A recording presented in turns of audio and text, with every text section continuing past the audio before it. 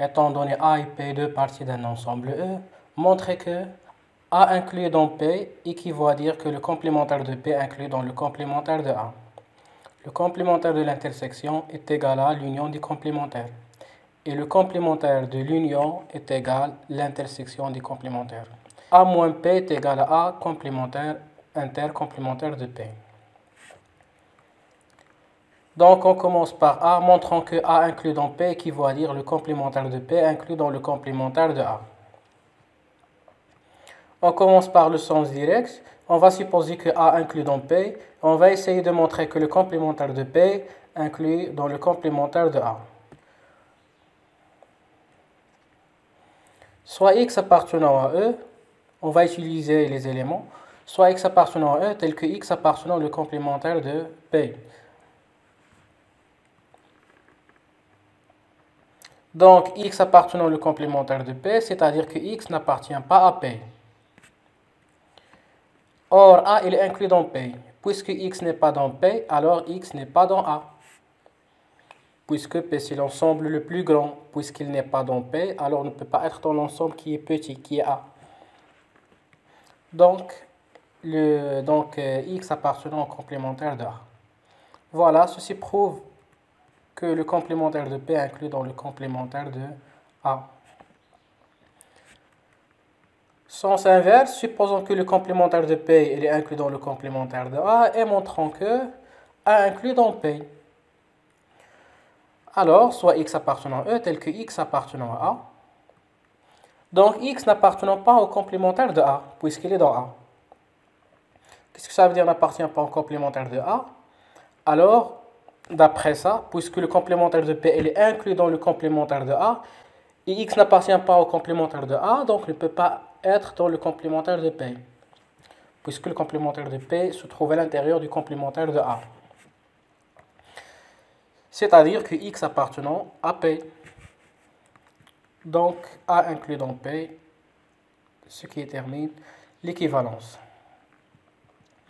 Donc, ici, une remarque très importante, c'est que A inclus est égal à P est équivalent que le complémentaire de A est égal au complémentaire de P.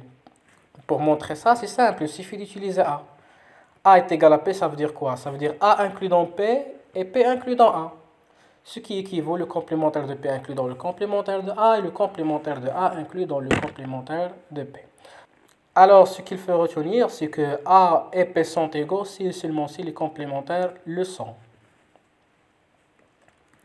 Question P, montrons que le complémentaire de A inter P est égal au complémentaire de A union P, ou bien union le complémentaire de P, et que le complémentaire de A union P, c'est le complémentaire de A inter le complémentaire de P. C'est-à-dire lorsqu'on fait le complémentaire de l'union devient l'intersection, et lorsqu'on fait le complémentaire de l'intersection devient l'union, et on distribue le complémentaire. On commence par la première égalité, c'est que le complémentaire de A inter P est égal au complémentaire de A union le complémentaire de P. Donc on va montrer ça à l'aide des éléments, on va utiliser les équivalences. Donc soit X appartenant à E, X appartenant au complémentaire de A inter P, qu'est-ce que ça veut dire ça? Cela veut dire que X n'appartenant pas à A inter P. C'est-à-dire que X n'est pas dans A ou bien n'est pas dans P. Parce que X dans A inter P équivaut à dire que X dans A et X dans P. En passant à la négation, on va trouver ça. Traduction de ça, X n'appartient pas à A, c'est-à-dire que X appartient au complémentaire de A, et X n'appartient pas à P, équivaut à dire que X appartenant au complémentaire de P. Ceci équivaut à dire que X appartenant à l'union de complémentaire de A et complémentaire de P. Ça d'après la définition de l'union. Donc le complémentaire de A inter P est égal au complémentaire de A union le complémentaire de P. Deuxième égalité, le complémentaire de A union P est égal au complémentaire de A inter le complémentaire de P. On peut montrer ça en utilisant les éléments comme l'inégalité précédente, mais ici je vais procéder autrement. Je vais utiliser la première égalité. Alors, le complémentaire de A union P est égal au complémentaire de A inter P. Cela équivaut à dire quoi? alors équivoque le complémentaire du premier ensemble est égal au complémentaire du deuxième ensemble. Ce qui équivaut à dire quoi? Le complémentaire du complémentaire de A union P, c'est A union P. Parce que le complémentaire du complémentaire d'un ensemble, c'est l'ensemble lui-même. Et ici, pour le deuxième membre, c'est le complémentaire de A inter le complémentaire de P, c'est le complémentaire de A' inter P'. C'est quoi A' et P'? A' c'est le complémentaire de A et P' le complémentaire de P. Donc on va utiliser cette notation pour simplifier et pour voir comment on peut utiliser la première égalité. C'est ça l'objectif de cette notation.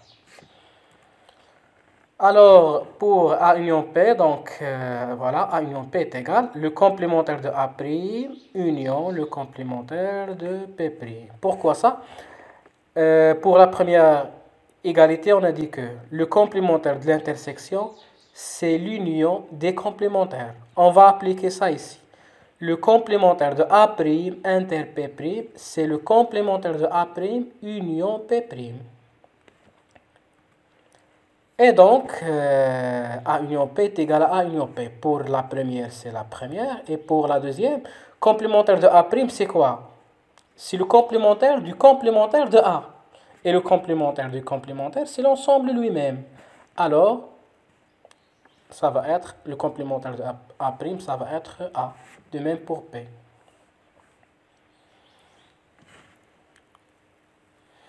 Voilà, qu'est-ce qu'on peut conclure enfin? Donc A union P est égal à A union P, c'est quelque chose qui est vrai. Dans les équivalences, on sait si la dernière propriété est vraie, alors la première est vraie. D'accord? Passons à la question C. Montrer que A moins P est égal à A inter le complémentaire de P. Soit X appartenant à E, on va utiliser les éléments.